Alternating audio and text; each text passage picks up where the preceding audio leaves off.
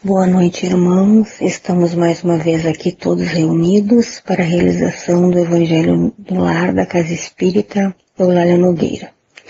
Vamos elevar o nosso pensamento a Deus, nosso Pai, a Jesus Cristo, nosso amado irmão e mestre, a Maria, a todas as legiões de espíritos de luz que nos assistem. Vamos agradecer por estarmos aqui com saúde, na paz, na harmonia, na tranquilidade. E vamos pedir por acréscimo de bondade que possamos ter uma boa interpretação do Evangelho de hoje e que possamos, mais do que isso, tentar aplicá-lo no nosso dia a dia. E que assim seja. Então, damos por aberto este Evangelho do capítulo 15, Fora da Caridade, não há salvação. O que precisa o Espírito para ser salvo? Parábola do bom samaritano. Ora, quando o Filho do Homem vier em sua majestade, acompanhado de todos os anjos, sentar-se-á no trono de sua glória. Reunidos diante dele, todas as nações separará um dos outros, como o pastor separa dos bodes as ovelhas, e colocará as ovelhas à sua direita e os bodes à sua esquerda. Então dirá o rei aos que estiverem à sua direita: Vinde, benditos de meu Pai, tomai posse do reino que vos foi preparado desde o princípio do mundo, porquanto tive fome e me destes o que comer, tive sede e me destes de beber, careci de teto e me hospedastes, estive nu e me vestistes, achei-me doente e me visitastes, estive preso e me foste ver. Então responder-lhe-ão os justos: Senhor, quando foi que te vimos com fome e te demos de comer, ou com sede e te demos de beber? Quando foi que te vimos sem teto e te hospedamos, ou despido e te vestimos? E quando foi que te soubemos doente ou preso e fomos visitar-te? O rei lhes responderá: Em verdade vos digo, todas as vezes que isto fizestes a um destes mais pequeninos dos meus irmãos, foi a mim mesmo que o fizestes. Dirá em seguida aos que estiverem à sua esquerda: Afastai-vos de mim, malditos, idem para o fogo do eterno, que foi preparado para o diabo e seus anjos, porquanto tive fome e não me destes de comer, tive sede e não me destes de beber, precisei de teto e não me agasalhastes, estive sem roupa e não me vestistes, estive doente e no cárceres e não me visitastes. Também eles replicarão: Senhor, quando foi que te vimos com fome e não te demos que comer, com sede e não te demos de beber, sem teto ou sem roupa, doente ou preso e não te assistimos? Ele então lhes responderá: Em verdade vos digo, todas as vezes que faltastes com assistência a um destes mais pequenos, deixaste de tê-la para comigo mesmo. E irão para o suplício eterno, e os justos para a vida eterna. Mateus, capítulo 25, do versículo 31 ao 46. Então, levantando-se, disse-lhes um doutor da lei para o tentar: Mestre, que preciso fazer para possuir a vida eterna? Respondeu-lhe Jesus: Que é que está escrito na lei? O que é que lê nela? Ele respondeu: Amarás o Senhor teu Deus de todo o coração e de toda a tua alma, com todas as suas forças e de todo o teu espírito, e a teu próximo como a ti mesmo. Disse-lhe Jesus: Respondestes muito bem, fazei isto e viverás. Mas o homem, querendo parecer que era um justo, disse a Jesus: Quem é o meu próximo? Jesus, tomando a palavra, lhe disse: um homem que descia de Jerusalém para Jericó caiu em poder de ladrões que o despojaram, cobriram de ferimentos e se foram, deixando-o semi-morto. Aconteceu em seguida que um sacerdote, descendo pelo mesmo caminho, o viu e passou adiante. Um levita, que também veio àquele lugar, tendo observado, passou igualmente adiante.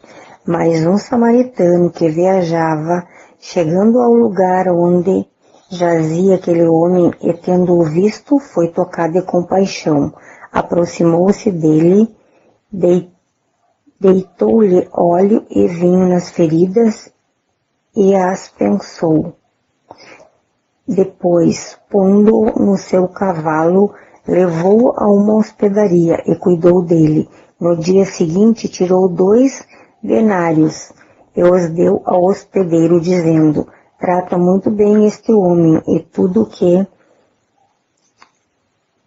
despenderes a mais eu te pagarei quando regressar.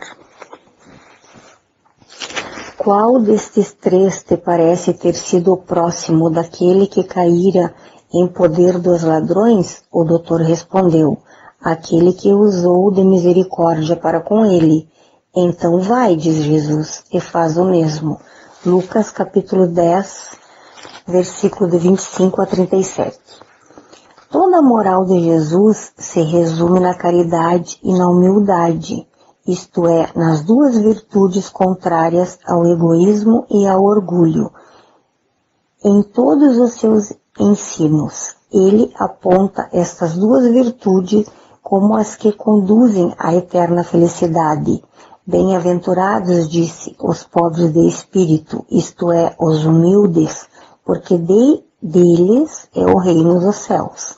Bem-aventurados os que têm puro o coração, bem-aventurados os que são brandos e pacíficos, bem-aventurados os que são misericordiosos. Amai o vosso próximo como a vós mesmos, fazei aos outros o que queríeis que vos fizessem. Amai os vossos inimigos, perdoai as ofensas, se quiserdes ser perdoados. Praticai o bem sem ostentação. Julgai-vos a vós mesmos antes de julgardes os outros. Humildade e caridade, eis o que não cessa de recomendar e o de que dá. Ele próprio o exemplo, orgulho e egoísmo, eis o que não se cansa de combater. E não se limita a recomendar a caridade, ponha-na claramente em termos explícitos como condição absoluta da felicidade futura. No quadro que traçou do juízo final, deve-se, como em muitas outras coisas, separar o que apenas figura alegoria. Há homem como os que quem falava, ainda incapazes de compreender as questões puramente espirituais. Tinha ele de apresentar imagens materiais chocantes e próprias a impressionar. Para melhor aprenderem o que dizia, tinha mesmo de não se afastar muito das ideias correntes, quanto à forma reservada sempre ao porvir a verdadeira interpretação de suas palavras e dos pontos sobre os quais não podia explicar claramente. Ao lado da parte acessória, ou figurada do quadro, há uma ideia dominante, a da felicidade reservada ao justo e da infelicidade que espera o mal. Naquele julgamento supremo, quais os considerados da sentença? Sobre que se baseia o libelo? Pergunta porventura o juiz, o inquirido preenche tal ou tal formalidade? Se observou mais ou menos tal ou qual prática exterior? Não, inquire tão somente de uma coisa, se a caridade foi praticada, e se pronuncia assim: passai à direita, vós que assististe assististes os vossos irmãos, passai à esquerda, vós que fostes duro para com eles. Informa-se, por acaso, da ortodoxia da fé? Fiz qualquer distinção entre o que crê um modo ou o que crê de outro? Não, pois Jesus coloca samaritano considerando herético, mas que pratica o amor do próximo acima do ortodoxo, que fala com a caridade. Não considera, portanto, a caridade apenas como uma das condições para a salvação, mas como a condição única. Se outros houvesse a serem preenchidas, ele as teria declinado.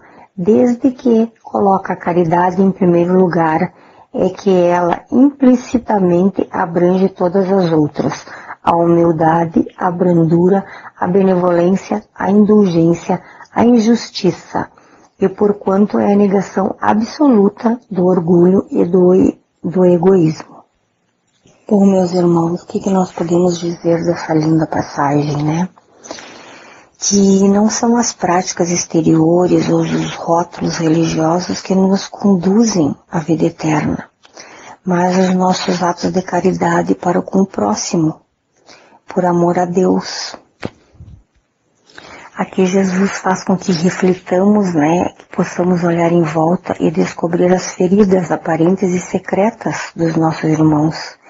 Ele nos estimula a amenizar-lhes as dores, a consolar-lhes as aflições, enfim, a sermos os seus bons samaritanos, nos estimulando, fazendo com que a gente possa refletir e fazendo com que nós possamos praticar a caridade, que é a única maneira de sermos bons com os nossos irmãos, com o nosso próximo.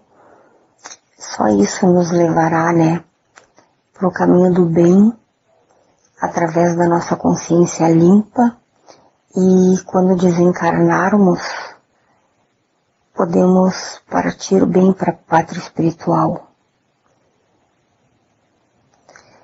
Então, meus irmãos, vamos passar para a nossa última parte do Evangelho. Vamos elevar mais uma vez os nossos corações a Deus, a Jesus, a todos esses espíritos de luz.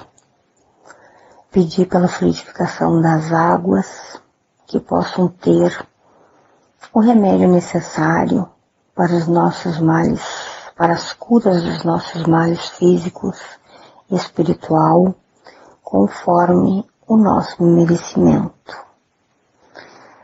Possamos pedir, assim, um passe espiritual, que possamos ter uma limpeza de todas as nossas energias, que as nossas energias possam ser renovadas, assim como os nossos lares possam ser visitados, ser renovada a nossa fé, a nossa paz, a nossa harmonia, a nossa tranquilidade, que possamos estar sempre prontos para ajudar os nossos irmãos.